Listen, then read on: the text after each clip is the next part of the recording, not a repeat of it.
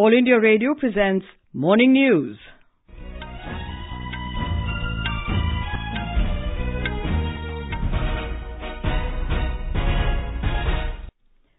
Good morning, I'm Gudmala Kapoor. The headlines.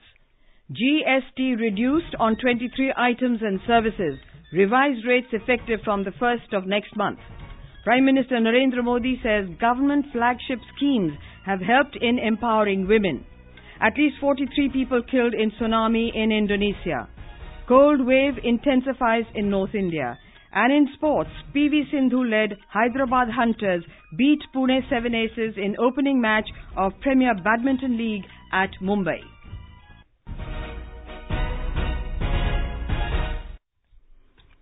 The GST Council has reduced tax rates on 23 goods and services, including movie tickets, television and monitor screens and power banks.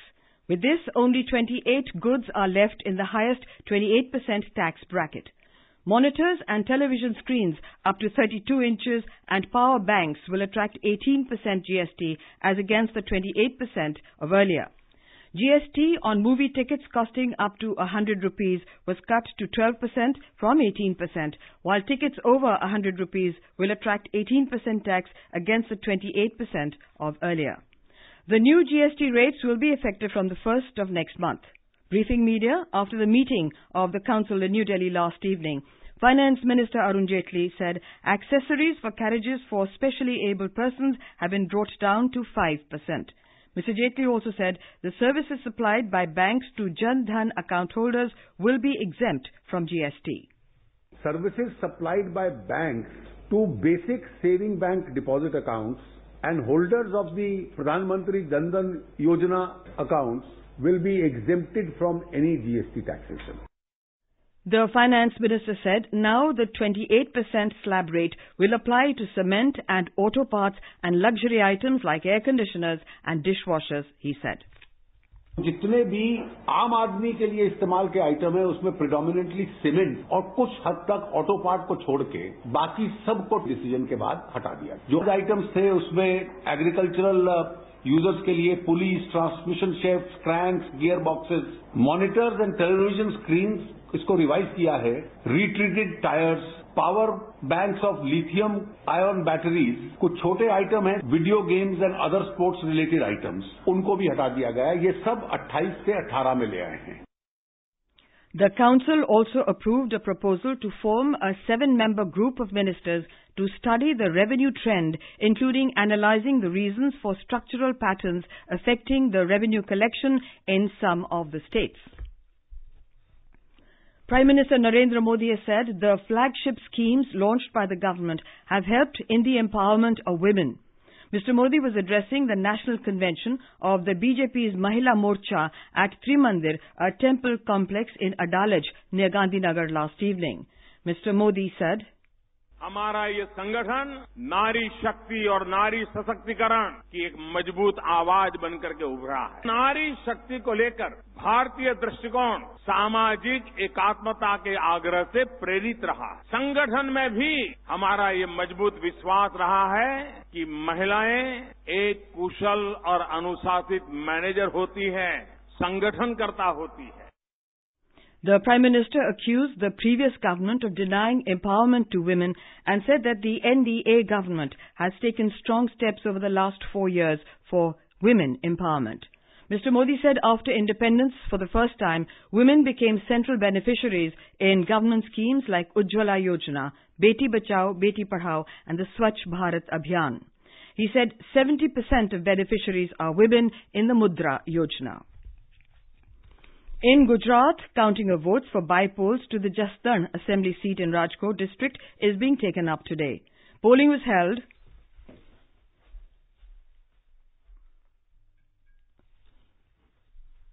Please excuse this slight interruption.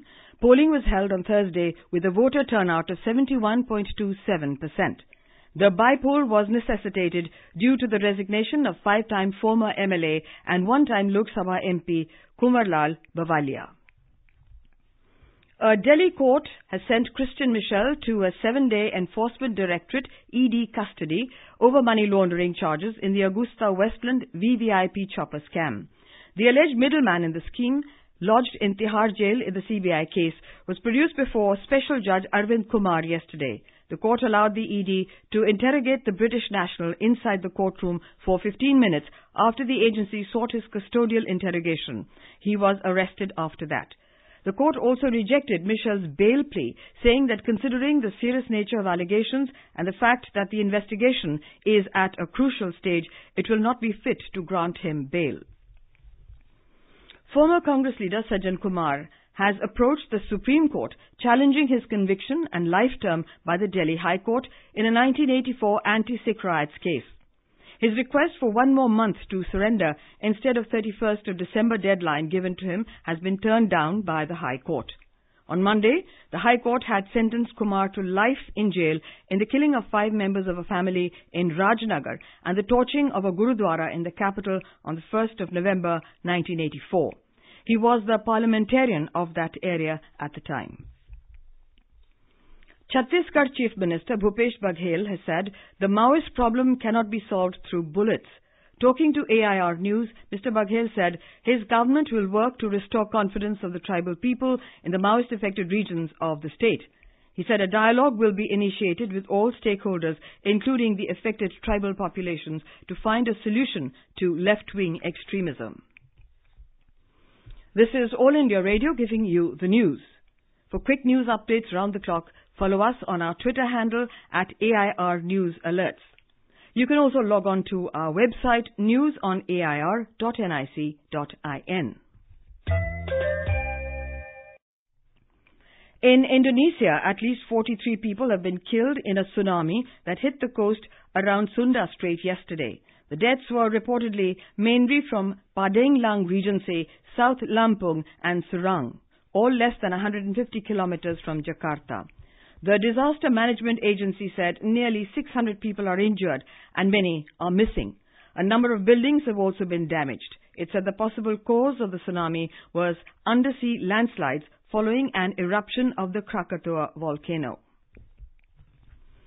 Union Science and Technology, Environment and Forest Minister Dr. Harshvardhan said India has become an inspirational example in handling environmental challenges, especially in reducing carbon emissions and generating green energies. Speaking after inaugurating the Atal complex of the International Training Center for Operational Oceanography in Hyderabad yesterday, Dr. Vardhan said, India is leading from the front. We are probably one of the few countries which are so fast, so speedily. And then for all of our future targets of producing 175 gigawatts of clean energy by 2022, or having this 40% share of clean energy in our energy requirements by 2030, having all those 100% electric vehicles by 2030. The cold wave has tightened its grip over North India with a blanket of fog enveloping several areas of the region. In Delhi, early morning commuters faced difficulty driving their vehicles today due to low visibility.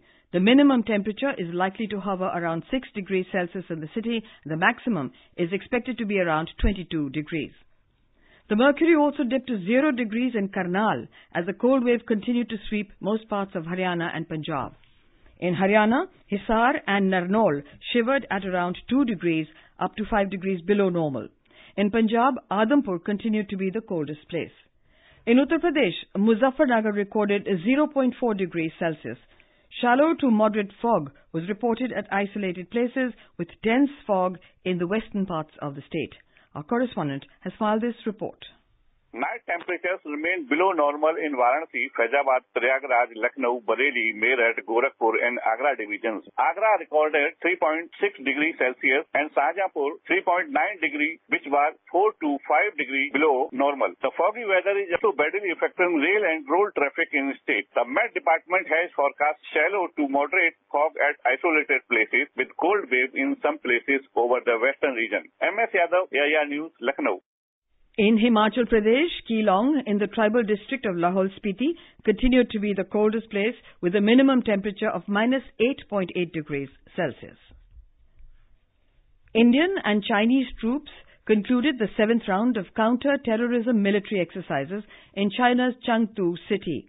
The Indian Embassy, in a tweet yesterday, said that the aim of the exercises is to build closer relations between the militaries of the two countries.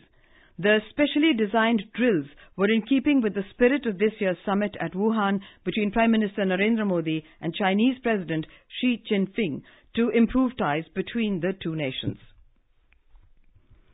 The Central Council for Research in Unani Medicine will today launch a 50-day countdown for Unani Day 2019. The Ayush Ministry said in a statement that a host of activities and events will be organized as a run-up to the event. Our correspondent reports that 11th February, the birthday of Hakim Ajmal Khan, was adopted as Unani Day by the ministry in 2016 in recognition of his contribution as an eminent Indian Unani physician. The Central Council for Research in Unani Medicine would organize a two-day national conference on Unani medicine for public health. Unani medicine has been playing an important role in public health, especially in combating non-communicable diseases, lifestyle disorders, and various chronic diseases. The national conference will have dedicated sessions on lifestyle disorders and their management, regimen therapy, mother and child care, geriatric care, integration and mainstreaming of Unani medicine in public health. The objective is to provide an excellent platform for sharing of knowledge between institutes and organizations engaged in the promotion and development of Unani medicine. Suparna Sekya, AIR News, Delhi.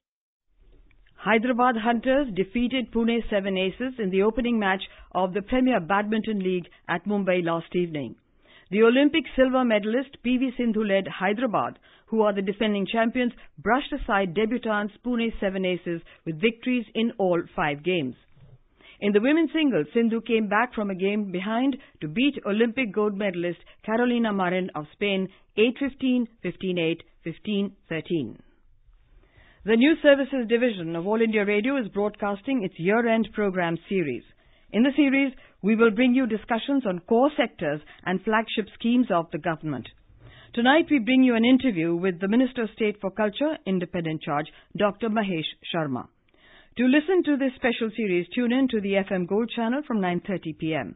The programs will also be available on our website, www.newsonair.com. And now for an overview of today's newspapers, it's over to Sanjay Mattu. Thank you, Gunmala. The government cutting GST rates on 23 items is the major story in most papers this Sunday morning. GST blockbuster. 33 goods get pushed down tax ladder, writes the DNA. The Sunday Express top headline reads, GST Council cuts more rates, only 28 items now left in larger slabs, with new rates coming into effect from January 1. 6 terrorists linked to the Al-Qaeda being killed yesterday in Kashmir's Pulwama district by the security forces is another major story. The Asian Age reports that the 6 militants were associated with Zakir Musa's Ansar Ghuzwat al-Hind and all were local Kashmiris. The Hindu says that the Enforcement Directorate yesterday got 7 days custody of the Augusta Westland case accused Christian Michel for questioning. Former Delhi Congress leader Sajjan Kumar moving the Supreme Court against life imprisonment awarded to him by the Delhi High Court in a 1984 anti-Sikh riots case is covered in many papers. The Tribune reports that the move comes a day after the Delhi High Court rejected his plea for extension of time till January 30 to surrender. To fight vehicular pollution, cars to get costly as one-time parking fee hiked up to 18 times, reports the Hindustan Times. And finally, the Sunday Statesman reports that Nobel Prize winner Malala Yousafzai is all praise for superstar Shah Rukh Khan's performance in his latest release Zero, in which he plays a vertically challenged man, Bawwa Singh. And with that, it's back to you, Gunmala.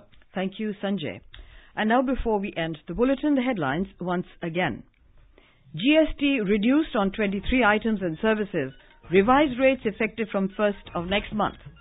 Prime Minister Narendra Modi says government flagship schemes have helped in empowering women. At least 43 people killed in Tsunami in Indonesia. Cold wave intensifies in North India. And in sports, Sindhu-led Hyderabad Hunters beat Pune 7 Aces in opening match of the Premier Badminton League at Mumbai. For details of these stories and more, log on to our website www.newsonair.nic.in. And with that, we end the morning news. Have a great day.